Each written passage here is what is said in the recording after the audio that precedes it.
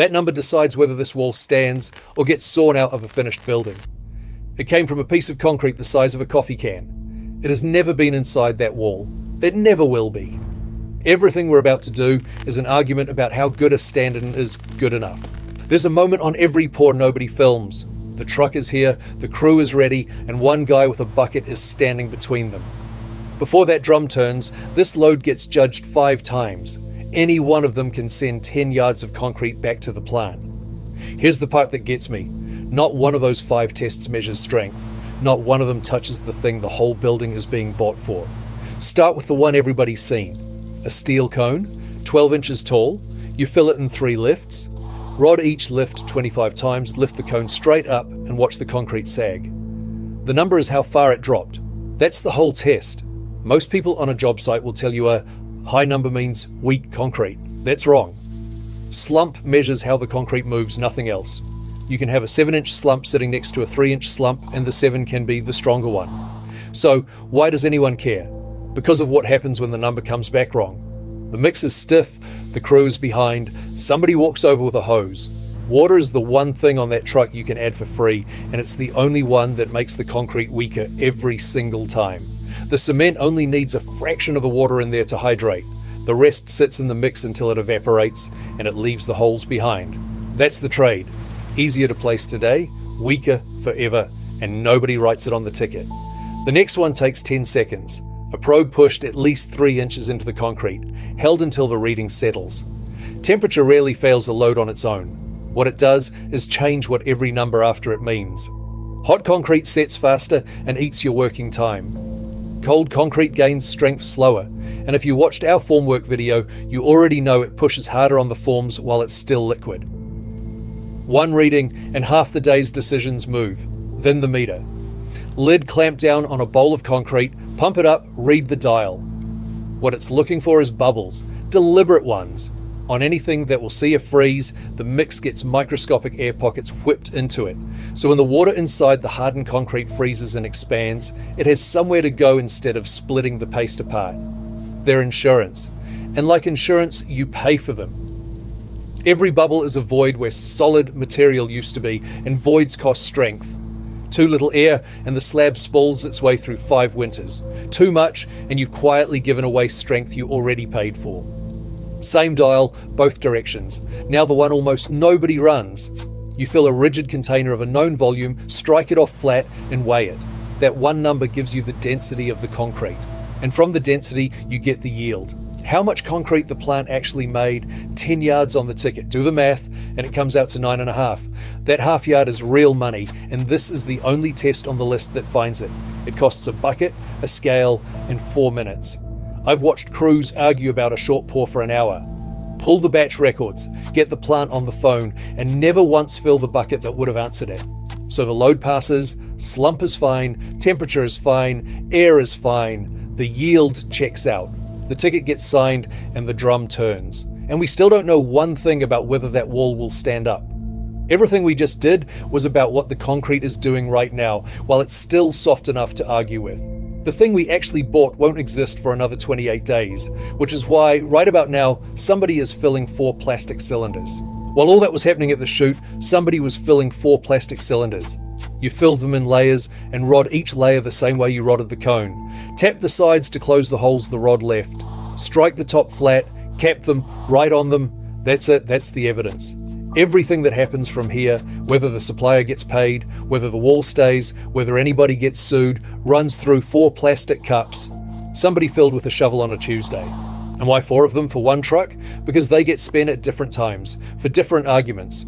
2 of them are the test, not 1. 2 broken on the same day and averaged because a single cylinder can be damaged, badly capped, or just unlucky, and 1 bad specimen should not be allowed to condemn a pour on its own. 1 goes early, at 7 days, as the warning shot, and 1 is held back.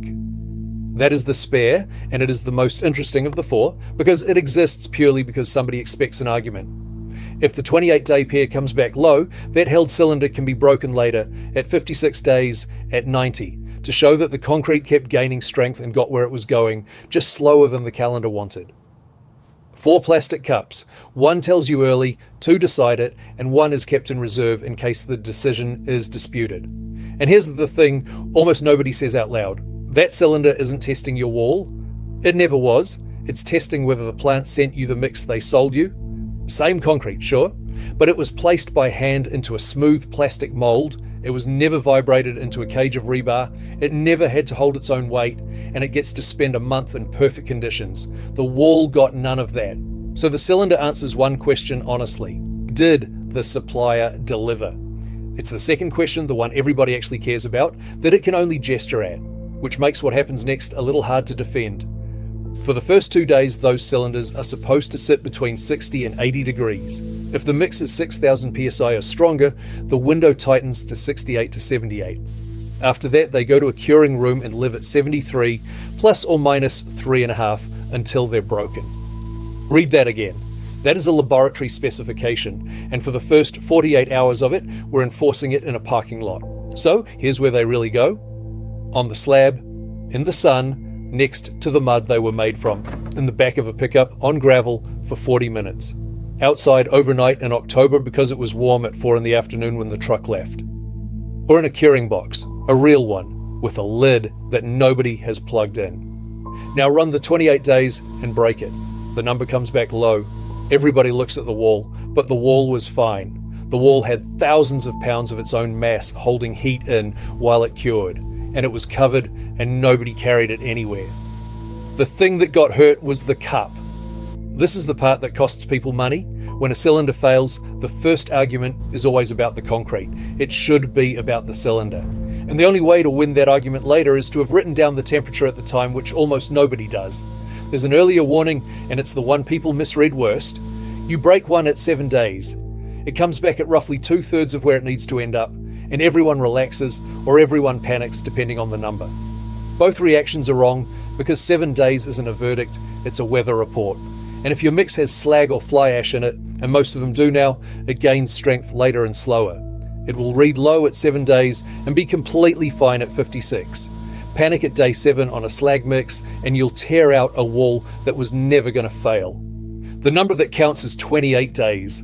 That one is binding. 28 days later, that cup goes in a machine that exists for one purpose, to destroy it. Everything up to now has been opinion. This is the only number in the whole story with legal weight. The cylinder sits between 2 steel plates. The top one hangs off a ball and socket joint, so it can tilt a fraction of a degree and sit flat on a face that isn't perfectly flat. Without that, you'd be loading one edge of the specimen and reading a lie. Then the ram comes up and the load goes on at 35 pounds per square inch per second. Give or take 7. That rate is in the standard and it matters more than it sounds like it should. Squeeze the same concrete faster and the number comes out higher. One study put it around 2.5% going from 20 to 50 psi per second. Think about that. Even how fast you press the button is inside the answer. Now look at what's left, because the shape tells you whether to believe the number at all. A clean cone at each end, meeting in the middle, that's the one you want. It means the load went in straight and the whole specimen worked. Vertical cracks running the full height, no cones anywhere. That's usually not the concrete, that's a specimen whose ends weren't flat or weren't parallel, so the load found an edge, a single diagonal plane clean through. Shear, damage at one end only, wedges broken off the rim, the rest of it untouched. Something was wrong at that face, the cap, the seating, the platen. The concrete gets blamed for all 4. It's responsible for maybe 2. Here's where most people get the whole thing backwards. A test isn't one cylinder. It's the average of at least 2 from the same load, and that test doesn't stand alone either. The code looks at every run of 3 consecutive tests, and the average of those 3 has to reach the specified strength. Then there's a flaw. No single test may come in more than 500 psi below the number on the drawings. Above 5,000 psi, the flaw changes. No test below 90%. Read what that actually permits. A test can land under the specified strength and the concrete still passes. The code allows it. It was written that way on purpose, because concrete is a statistical material. It is never twice the same, and a specification that demanded every single result clear, the line would be a specification no real plant could ever meet. So one low cylinder is not a failure. It's usually a Tuesday. The code only sends you into the structure when a test comes in more than 500 ASI below spec. Above that line, you're told to raise the average and carry on, which is why the panic almost always arrives before the problem does. Somebody sees a number under the design strength, calls the engineer, and the crew stands around for 2 days over a result that was inside the rules the whole time. And before the machine ever touched it, somebody had to make the ends flat. A cylinder comes out of the mold with a top face that was struck off by hand. It is never flat enough. Load a specimen with a high spot on one end, and you are not testing the concrete, you are testing that high spot. So the lab either grinds both ends parallel or caps them, a thin layer of sulfur compound or a pad of unbonded neoprene in a steel retainer, which is what those dark rings at each end of the specimen are. It sounds like housekeeping. It is not. A bad cap can take a real number and turn it into a low one, and the crew will spend a week arguing about a mix that was fine. This one is 640 psi low. That's not inside the rules, so we stop arguing about the cup. We go into the wall. This is a finished wall. Somebody has already paid for it, and we're about to cut a hole in it. The rig anchors flat to the face. A hollow diamond barrel spins up and walks into the concrete underwater, because dry cutting would burn the diamonds off in a minute and cook the sample you came for. Grey slurry runs down the wall and into a bucket. Then the barrel comes back out with a piece of the building inside it. Look at what you're holding. Rings down the side from the barrel, a rough end where it snapped free, stones broken clean through, and stones pulled out whole, leaving their sockets. And there, a third of the way along, the cut face of a piece of rebar with rust bleeding into the concrete around it. That is the wall, not a stand-in for the wall. The wall. So now watch what the code does. 3 cores. Their average has to reach 85% of the specified strength, and no single one may come in below 75. 85%, not 100. The moment we stop testing a cup and start testing the actual structure, the passing grade drops 15 points. That's not a loophole somebody snuck in. That's the code admitting in writing that the cylinder was never the building. And it has to drop because a core is a wounded thing. It cured the way the building cured, in whatever weather the building got. It has been sawn out with a diamond barrel, which does real damage to the edges. It comes from wherever the drill could safely reach, not from wherever the concrete is most honest. And it might have steel through it. None of that makes it a worse test. It makes it a truer one. You're just no longer allowed to pretend the answer will be as clean. Now, nobody drills a finished building as a first move. Before it gets to that, there are 3 softer answers, and it is worth knowing why none of them ended the argument. The first is a rebound hammer, a spring-loaded plunger you press against the concrete. It strikes, bounces back, and the rebound distance gives you a number. It takes seconds, it costs almost nothing, and it is completely non-destructive. It also only reads the outer inch or so of the surface. Carbonation hardens that skin over time, so an old wall reads high, a damp surface reads low. Hit it over a piece of rebar and it reads high again. It is genuinely useful for comparing one part of a pour against another. This column reads like that column, and it is close to worthless as an absolute number, which is exactly how the arguments start. Somebody quotes a rebound reading as a strength. The second is a cylinder that was never on the job site at all. You cast a mold directly into the slab during the pour, so the specimen sits inside the concrete, cures in the same heat, gets covered by the same blanket, and lives at the same weather. Then you pull it out and break it. It answers the complaint we spent so long on earlier. This one really did cure the way the structure cured. It costs planning though. You have to decide where it goes before the truck arrives. The third pulls instead of pushing. A steel insert is cast into the fresh concrete, and later a jack pulls it back out, tearing a cone of concrete with it. The force it takes correlates to strength. Non-destructive it is not. You are left with a hole to patch, but it tests concrete that is genuinely in the structure. All 3 are quicker, cheaper, and less alarming than a core. And none of them is the thing ACI points at when the number is more than 500 psi low. When the argument gets expensive enough, it goes to the core, because the core is a piece of the building. The press gives you a number, it never gives you a reason. For that, you take a slice of that core, grind it down to about the thickness of a human hair, and put it under a microscope with 2 polarizing filters crossed against each other, and the concrete lights up. Every mineral in the aggregate throws its own color. The paste between them stays dark and grainy, and scattered through that paste you can see round black holes, the air somebody deliberately whipped into this mix to survive winter. From this, a petrographer can read the water content, whether it was cured properly, whether the air system will actually work, and whether the aggregate is quietly eating itself. Everything else in this film measures how much. This is the one that answers why, which raises the obvious question. If the cylinder was never the wall, why are we still waiting a month for one? There's another way. You cast temperature sensors into the pour itself. Concrete gains strength as a function of its own temperature over time. So if you know that history, you can calculate the strength in place continuously and read it off a phone. One catch, and it's not a small one. That calculation needs a calibration curve built for that exact mix in a lab in advance. Change the mix, change the curve, skip it, and the number on the phone is a guess with a decimal point. Do it properly, and the structure stops waiting for a plastic cup to speak for it. It just tells you. And somebody right now is paying for all of this. Walk out of the lab and look at the rest of the site, because none of this is special to concrete. That stockpile. Before any of it went into anything, somebody shoveled a bucket off it, dried it, and shook it down a stack of sieves to find out what sizes are in there and in what proportion. That proportion is most of what decides whether the concrete is workable and whether the road holds up. Then they took another sample, dropped it in a steel drum with a shelf welded inside and a charge of heavy steel balls, and turned it. The balls fall on the rock over and over the way traffic will for 30 years. Weigh what's left that's still big enough to matter, and you have a number for how well this stone survives being used. A jar of rock standing in for a mountain. Same story on the black stuff. Asphalt gets judged on how much air is left in it after compaction. Too much and water gets in and takes the road apart from the inside. Too little and it shoves and ruts under traffic. The usual field target sits around 92-93% of the maximum density that mix can theoretically reach, and the exact number belongs to whichever agency owns the job. So they cut a plug out of a road that was finished 20 minutes ago and weigh it, and now the countdown makes sense.